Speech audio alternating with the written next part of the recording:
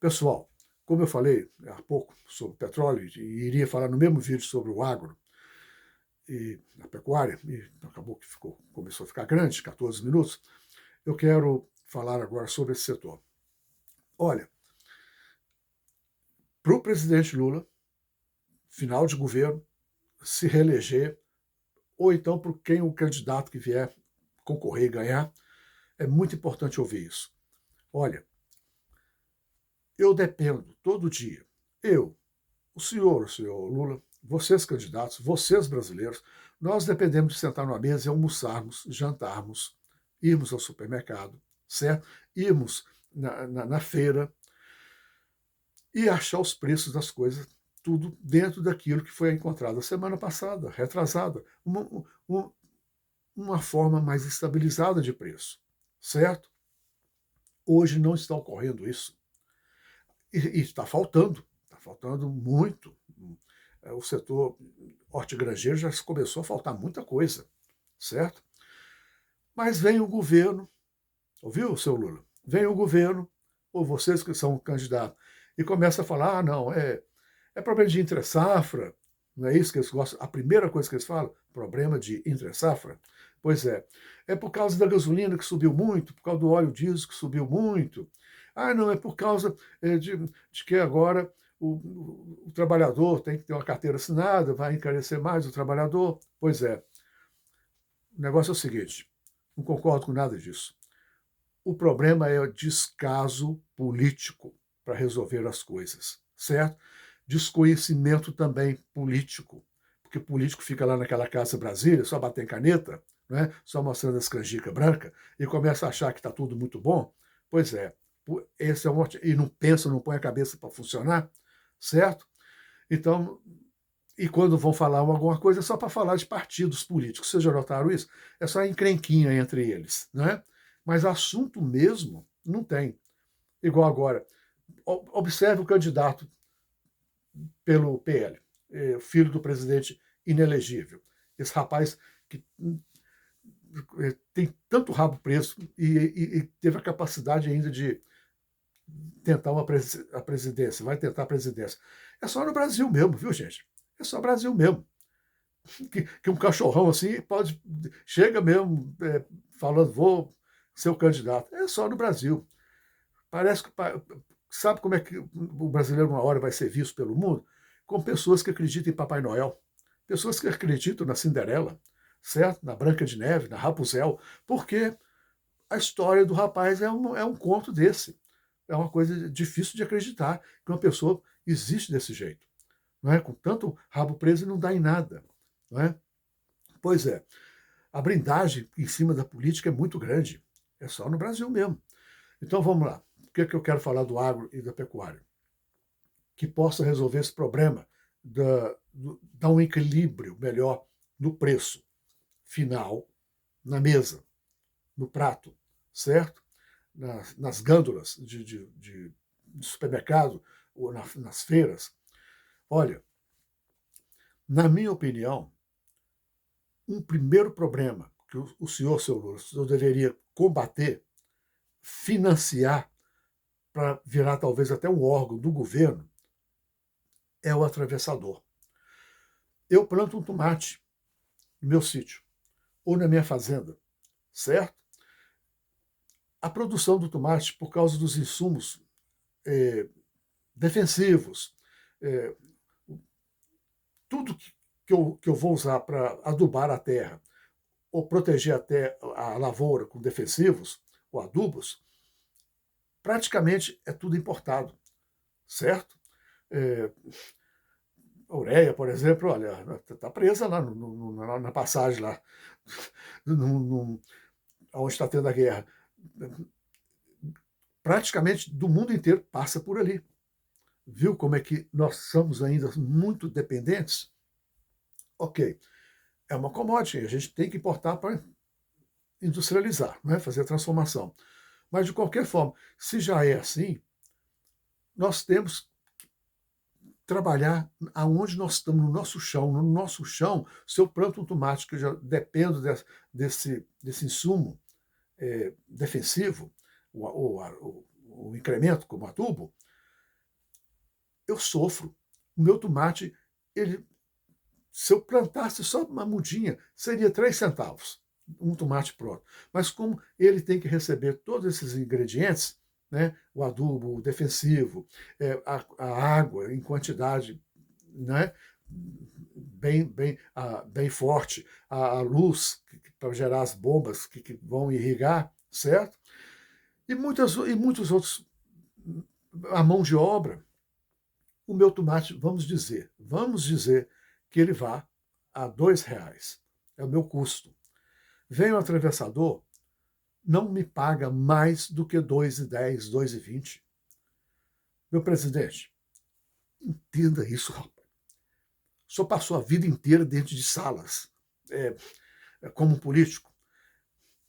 Esse pessoal todo em volta aí, político, tem gente que nunca trabalhou na vida, tem gente que só entrou para a política por causa do papai e da mamãe que já estavam lá dentro, igual os filhos do inelegível. Eles não sabem que é andar na calçada, pegar um ônibus e chegar no serviço e voltar. Eles não sabem. Então, põe atenção, se eu produzir um tomate por R$ 2 e o atravessador chega e quer pagar R$ 2,10, R$ 2,20 e não paga mais do que isso, o senhor acha que eu vou simplesmente pegar meu tomate e vou fazer igual eles faziam nos anos 70? Lembra disso? O senhor vivia em porta de fábrica. Se jogar, era com a cebola, por exemplo, era caminhões e caminhões de cebolas jogados fora. Pintinhos, era queimado em caldeirão grande com óleo, uma crueldade tremenda, eles queimavam os pintinhos, não é? Os fazendeiros queimavam os pintinhos, porque não compensava nem produzir a galinha. Lembra do seu grande amigo salafrado do Sarney? Que protegeu, mas aquilo protegeu máfias e gangues. E eu vi o senhor dando uns abraços nele bem forte, né? Como se diz, ô meu medalhão, né? Nós somos lá da época, né? Lá nos 70, né? Eu lutando lá, você já era. Lá nos 85 você virou presidente, né? Pois é. Pois é. Eu não esqueço, não, rapaz. Entendeu? Eu não esqueço, não. Pois é, queimava-se os pintinhos, entendeu? O tal do Sarney, não vai me dizer que o senhor não sabe, mandou a força militar, né, prender gado no pasto. Por quê? Porque a carne no açougue disparava, estava disparada e faltando. E disparado o preço, né? Faltando porque o fazendeiro retia o gado. O fazendeiro não queria de maneira alguma vender o gado no preço que os atravessadores pagavam, que os frigoríficos estavam pagando, né? Aí, para ele não coibir os frigoríficos e nem os atravessadores, foi pôr o policiamento em cima do gado no pasto. É como eu falo, no Brasil tem cada história que parece que eu tenho vergonha de contar para uma nação mais inteligente, porque eles vão achar que a gente é assim, é um ser estranho, vocês devem ser do espaço, qualquer coisa assim, um espaço atrasado, né? Que tem uma cultura atrasada. Pois é. E até hoje não acabou isso, o tal do atravessador. Esse é o primeiro problema. Então, eu dou um problema, mostro, mas eu mostro uma sugestão. O que o senhor pensa de o senhor controlar esse setor do atravessador? Não, o senhor coibir o atravessador, entendeu? Não deixar esse atravessador existir, certo? Existe como fazer isso, tem como fazer isso. A vigilância militar tem como fazer isso. Proteger o produtor, certo? Porque o produtor pensa bem, vai ficar vendendo por 2,10 e 2,20? Vai. Entendeu agora? Vai. Coitados. Eles vão. E é por isso que o setor de farma do Brasil não anda. Sempre é esse mesmo lenga-lenga. Sempre a gente está vendo pessoas da minha idade, 67 anos, mais velhos do que eu, um pouco mais novos, falando, perdi a vida lá na farma, tentando produzir leite, não deu em nada. Trabalhei pagando conta, não é? Produzir carne, só ganha quem é grande frigorífico, certo? Mas o pequeno pecuarista não ganha nada, certo? Por causa do atravessador. Então, coíbe isso. é uma opinião minha, é uma sugestão minha. Cria um departamento, mas não é para criar um departamento igual se vocês criam, e daí a pouco a gente vê que aquelas pessoas também tudo vira corrupto, não é? Igual fiscais de construção nas cidades. Tudo de errado acontece nas construções civis no Brasil, tudo de errado. E os fiscais estão ali, ó, só ficando rico. Já tem fiscal agora que está comprando carro importado. Ô, rapaz, carro de 500 e tantos mil reais, 750 mil reais, está chegando para fiscal da prefeitura. Toma vergonha, meu caro Lula. Toma vergonha. Isso é um problema seu, rapaz. E dessa cambada que está entrando aí para poder concorrer também para a presidência, porque eles estão vendo que o negócio é bambu mesmo, e é entrar e vão defender o nosso popudos salários, as nossas popudas propinas, não é? E para os amigos. Como é que pode um fiscal fazer um negócio desse, rapaz? Existir tendo um patrimônio assim? Igual esses pessoal de milícia, ex-policiais, tudo é bilionário, entendeu?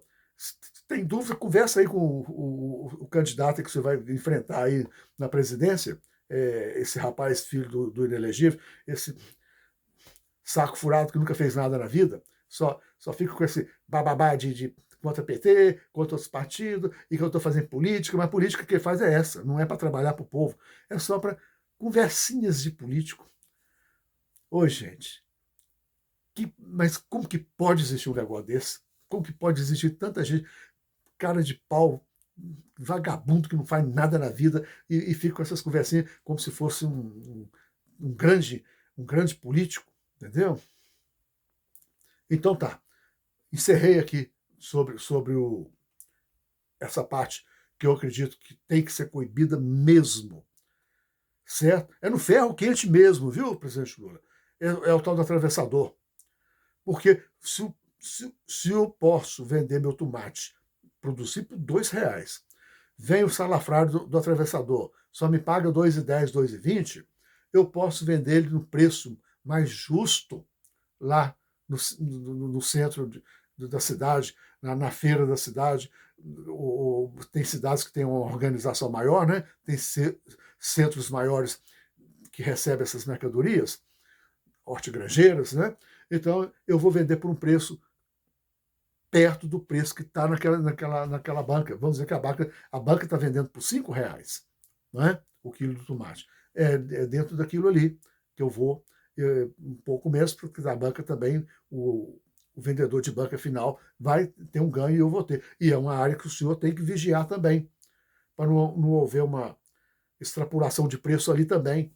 Não é para o hortigranjeiro chegar lá e falar, não, agora meu tomate, minha dúzia de ovos é tanto, não tem atravessador, mas eu vou pôr um preço bem maior, porque eu tirar, como se diz, né? Lavar a égua, no jargão antigo, que o senhor conhece muito bem, não é? Jargão popular. Desculpa. Pois é, nós precisamos de fiscalização nisso.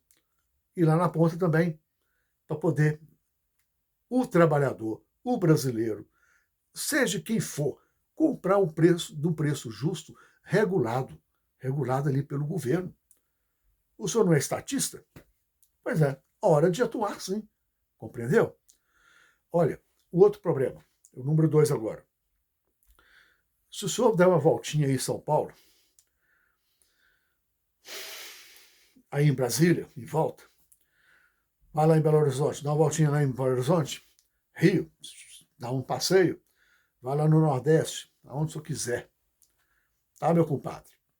Vai de bicicleta, vai a cavalo, vai do jeito que quiser. O senhor vai escutar uma coisa só. Faltando mão de obra para o pecuarista, para o agricultor, certo? Está faltando a mão de obra. Pois é. Sua culpa. É culpa dessa cambada que está se elegendo aí para poder entrar em race presidencial também. Porque eu não vi nenhum desses elementos, que uns ainda estão em negociações, né? No partido deles. Não estou vendo ninguém que tenha uma ala, um pensamento igual eu estou falando. Tudo vem de algumas coisinhas que fizeram lá no partido, tudo fizeram negócio de política. Não é serviço para o povo, não. É isso que é outra coisa incrível no Brasil. Se ganha uma eleição no Brasil por causa que é uma pessoa determinada de um partido, não é? O Jair Bolsonaro não ganhou a eleição falando, impôs na cabeça dos religiosos, é Deus no céu, Jair Bolsonaro na terra, e ele ganhou a eleição. Não tenho nada contra os religiosos, mas falou que é um candidato de Deus, vão votar nele. Incrivelmente, incrivelmente, mais uma história de Papai Noel, que é só no Brasil que se conta, não é? Pois é, mas veja o meu ponto. Nós precisamos, se nós conseguirmos é, policiar, não é? Vamos dizer assim, policiar essa área do atravessador, a área do produto final na banca, certo? Nós precisamos de preocupar também com a mão de obra, meu caro. A mão de obra está faltando realmente. Muitos acusam que é porque o senhor dá R$ 600, certo? Eu não concordo. Eu acho que o senhor tem que dar os R$ 600, que senão as pessoas vão ficar atuando de uma forma gritante na calçada, vão virar marginais, porque não tem emprego, não tem dinheiro para nada, não é? Aí, pessoas vão querer ficar trabalhando de graça, não é? Eu tiro pelas pessoas que eu conheço. As pessoas querem pagar um capinador de terreiro, quer pagar uma miséria, que não dá para comprar nem meia dúzia de pão francês, pão salgado, não dá, certo? Já pensou?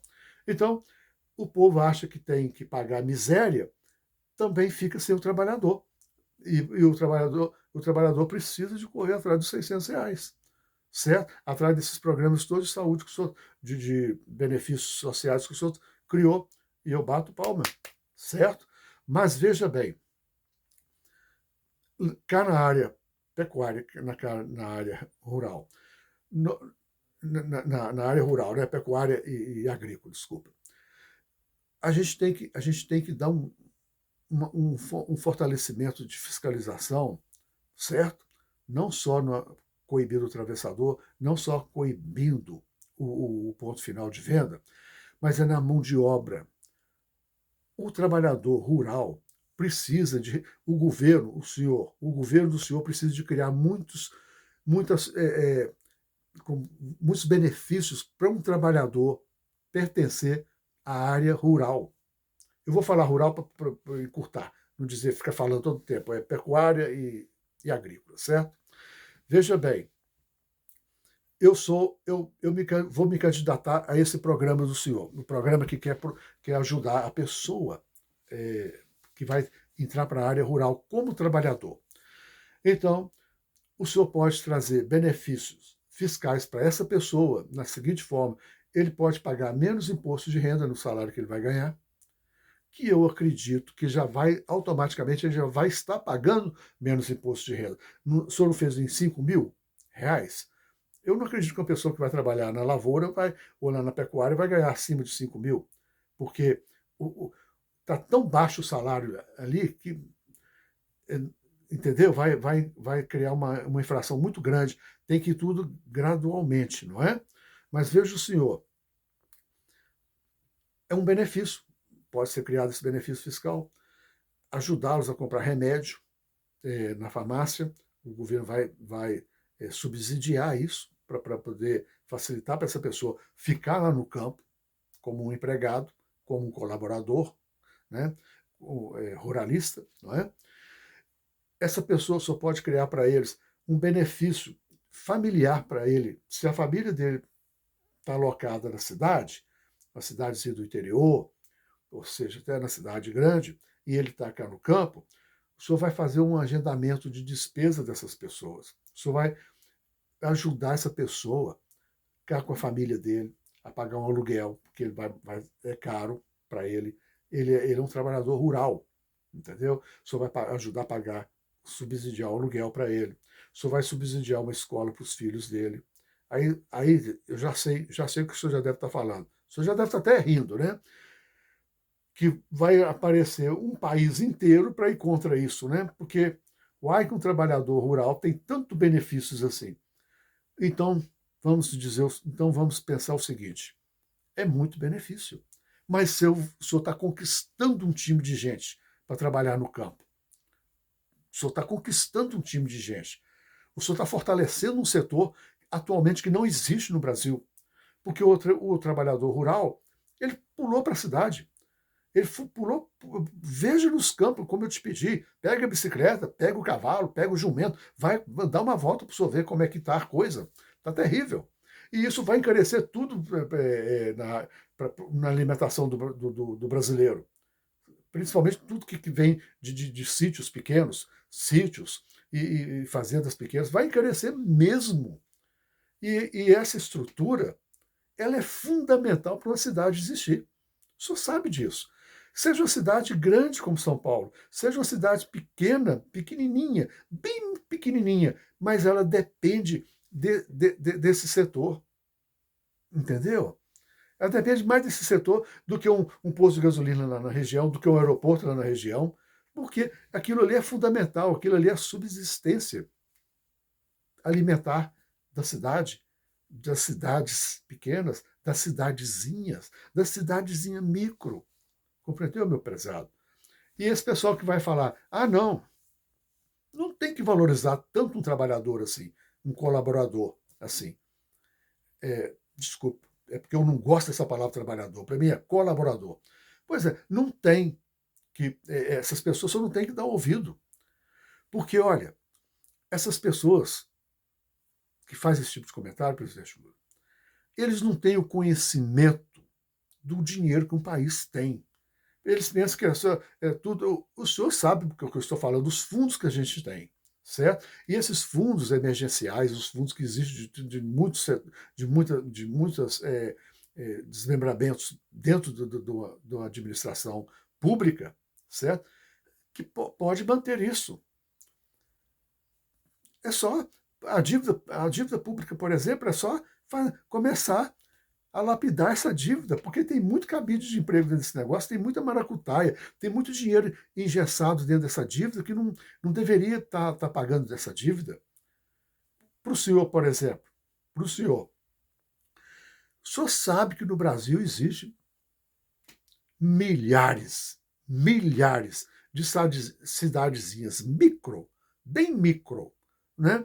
Que não precisava nem de ter prefeito, nem vice-prefeito, nem deputados, e nem vereadores. Concorda comigo, meu prezado presidente? Bastava a cidade regional, o polo regional, que é assim chamado, né? No Brasil, polo regional, que é aquela cidade que é igual onde eu nasci. Onde eu nasci, Governador Valadares, Minas Gerais. Valadares é um polo. Ou seja, ali você está parado na rua, você está na rodoviária, você vê chegar gente de todos os lugares, gente daquelas cidadezinhas micro que eu em vida não visitei todas. Porque ia fazer o que lá? Não tem nada para fazer lá, a não ser uma rua. Só uma rua. Se melhorou muito em 40 anos? 2 ruas. Mas vamos ver, meu presidente Lula.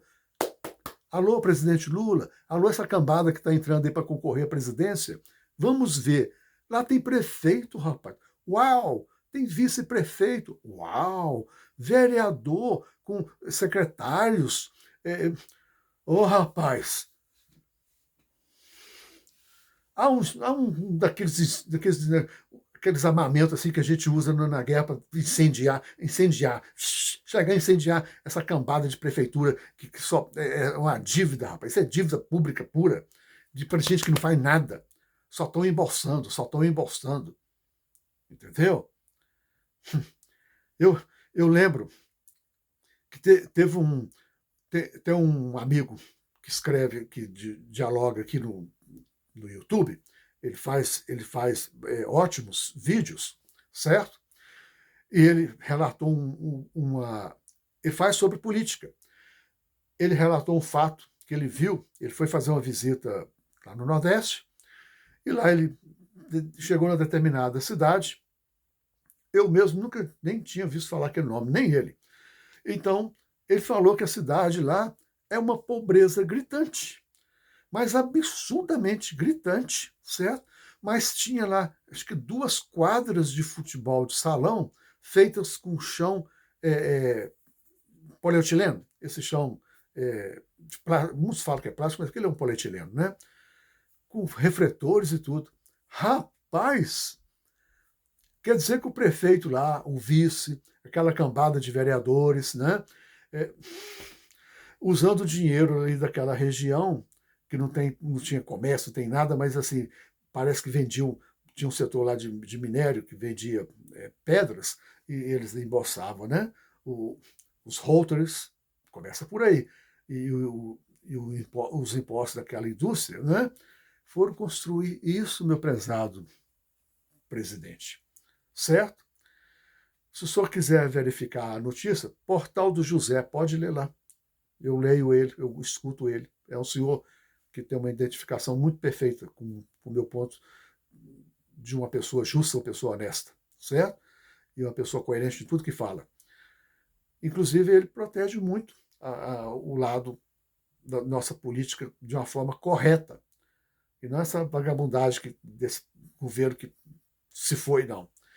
Então, veja bem, não é importante o senhor dar uma lapidada na dívida pública? Se acha verba. Compreendeu agora? Se o senhor conseguisse terminar, se o senhor conseguisse terminar umas 500, umas 1.000 cidadezinhas dessas que eu considero um verdadeiro enrola-saco, um verdadeiro ralo de dinheiro público que está indo nelas, se o senhor conseguir isso no seu governo, olha, eu tiro o chapéu para sempre para o senhor, certo? Porque essa verba traz ela para Brasília. Ela já é de Brasília. O senhor repassa ela para essas prefeituras minúsculas. Pois pega essa verba e paga esse trabalhador que eu falei, esse colaborador rural, faz o subsídio deles, injeta esse dinheiro neles. Conclusão, eles vão para a fazenda, eles vão para o sítio, eles vão para as chácaras, já vão chegar ávidos para falar onde que eu vou plantar a goiaba, onde que eu vou plantar a uva, onde que eu vou plantar o feijão, a cana, compreendeu? Onde que eu vou cuidar do gado, onde que tira o leite aqui. Então, eles não vão chegar como trabalhador, como colaboradores, eles já vão chegar como managers, já querendo até administrar, de tão boa vontade que eles vão ficar de trabalhar, certo? Deu um bicho no pé. Deixa esse bicho no pé aí. Na hora que eu tiver tempo, eu tiro. Tá vendo como é que vai ser o negócio? Vai pegar fogo. Não é? Vai pegar fogo. E o senhor vai ter no seu governo o quê? Desculpa, o senhor. Vai ter no governo do senhor o quê? O preço do tomate estabilizado, a dúzia de ovos estabilizada, o litro de leite estabilizado, certo? São coisas que não vão ficar sobe e desce, e vem lá os órgãos controladores dizer que é por causa de oferta de mais, oferta de menos, né? Entre safra, não teve entre safra, tem entre safra, chuva demais. Outro detalhe, chuva demais, né? Pois é, pensa nisso que eu falei, presidente. Tem aonde arrumar essa verba. Porque muita gente que escuta um áudio desse meu vai dizer isso que eu estou falando contra o senhor. Vai o presidente ouvir esse senhor falar um negócio desse, vai aumentar a dívida pública, mas não, o senhor está tirando aonde tem o dinheiro. E aí acabando com uma baita de uma corrupção que tem no Brasil, que é esses bate-caneta assim, ó, gente que só fica batendo caneta, e pegando salário todo fim de mês, meu filho, não faz absolutamente nada. Esses salafrários desses prefeitos, quando eles saem, eles ainda colocam a filha, colocam o filho, não é? Coloca a esposa. Você chega lá, a esposa é de um departamento lá que ninguém nunca viu onde que existe. Entendeu? Ué, não é. Não, uai, não, que o senhor é um político, o senhor sabe o que eu estou falando. O senhor só não teve vontade política de fazer isso, ou nunca imaginou de fazer isso, né? Porque para agradar seus conchados aí, do PT ou de outros partidos que estão apoiando o PT. Então o senhor falou assim: fecha os olhos. Vamos fechar. Vamos fechar os olhos, vamos fechar a boca, vamos fechar os ouvidos, porque eu não vou trabalhar contra meus amigos políticos que estão me apoiando. Pois é, rapaz. Rapaz, o senhor, nós não temos muito tempo de vida mais não. Eu já tenho 67, o senhor está um pouco mais adiantado na idade, mas está bem mais vigoroso que eu, porque eu vi o senhor dando umas corridinhas outro dia, eu falei, opa, tá bom para danar, né? Mas então, eu espero que o senhor viva até mais de 100 anos, mas olha, não é uma coisa muito prazerosa, meu prezado Lula? Senhor Lula, não é uma coisa mais prazerosa? O senhor, na hora que não der mais para dar corridinha, não dá mais para poder quase nem levantar da cadeira, que eu espero que o senhor viva até eu chegar ao momento desse, não é? Não é muito melhor olhar para trás e ver que fez uma construção boa? Diferente daquele seu medalhão amigo Sarney, que eu tenho para mim que ele tem medo até da sombra dele, de tanto que aquele homem fez de coisa errada, rapaz. Esse tal de Fernando Henrique Cardoso, de tanta coisa que esses homens fizeram errado. Né? Lembra do Magalhães, Carlos Magalhães? Rapaz, eu tenho para mim que a sepultura daquele homem lá na Bahia pega fogo lá dentro, assim, ó. E tem filho aí no Congresso, aí, ó. Já foi até presidente do Congresso. Que absurdo, rapaz. Igual eu falei, o pai vai trazendo os filhos vem, a gangue toda vem junta, né? E tudo com a intenção de segurar o osso mesmo, porque a roubalheira não adianta ser descoberta porque é blindada, né? O sistema político do país é uma porcaria. É isso aí. Pensa, pode ser uma pauta de trabalho para o senhor agora em campanha, se o senhor abraçar isso para resolver, tá? Faz que eu abro o tapete vermelho para o senhor, certo? Fecha o olho para tudo que coisa que já ocorreu de errado para trás, eu fecho o olho, mas se o senhor fizer isso, eu sei que o senhor está ajudando milhões de brasileiros, presidente Lula. O senhor não está ajudando ali só o macro de transformação em São Paulo, não, meu compadre. Não. O senhor está ajudando de norte a sul, lá o nordeste, e desce para baixo, até lá no Rio Grande do Sul, leste e oeste, faz uma cruz no país. O senhor está ajudando todo mundo. Entendeu? É a mão de obra no campo, a mão de obra rural, nosso pecuarista, o nosso no agro, certo? O nosso agricultor, na plantação, compreendeu? É milhões de brasileiros que estão envolvidos nesse sistema e está todo mundo pulando para a cidade para morar na calçada. Porque um trabalhador, colaborador que vivia lá tirando leite, capinando, eles não têm como chegar e pagar aluguel, não, eles ficam morando na rua, debaixo de ponte. Traz um ambiente feio para a cidade, um ambiente de pobreza, não é? Uma imagem que prejudica o turismo. Pois é, vamos trabalhar nisso, certo? Pessoal, se vocês gostaram desse comentário meu, desse ponto, essa visão que eu estou nela, que eu estou falando aqui, é importante para todos vocês isso, viu? Para vocês não pagarem por um prato de comida mais à frente, mais caro, né? Criar uma desestabilidade de preços. O Brasil está caminhando para isso, gente. Talvez vocês são da cidade, seja grande, pequena, e vocês não estão pondo atenção nisso, mas olha, isso é um câncer. É um câncer terminal. Porque depois que o governo perde o controle de preços, é muito difícil, certo? Igual eu falei lá no Sarney, pôs o policiamento nos pastos para prender boi. Aquilo ali levou uns 15 a 20 anos para melhorar um pouquinho aquele sentimento de ruindade que houve naquela situação, conseguir fazer o preço da carne voltar no preço mais que gerencia bem para quem produzia e para quem consumia, certo? Para a gente não entrar nesses problemas de passado. Passado escreve o futuro, gente. Não vão dar ênfase, não vão fechar os olhos para esses problemas, não. Se o presidente Lula escutar isso que eu estou falando, ou esses outros candidatos, certo? É muito importante que apareça uma pessoa que abrace essa causa. Isso é muito importante para o Brasil, certo? Muito, muito importante mesmo. Ok.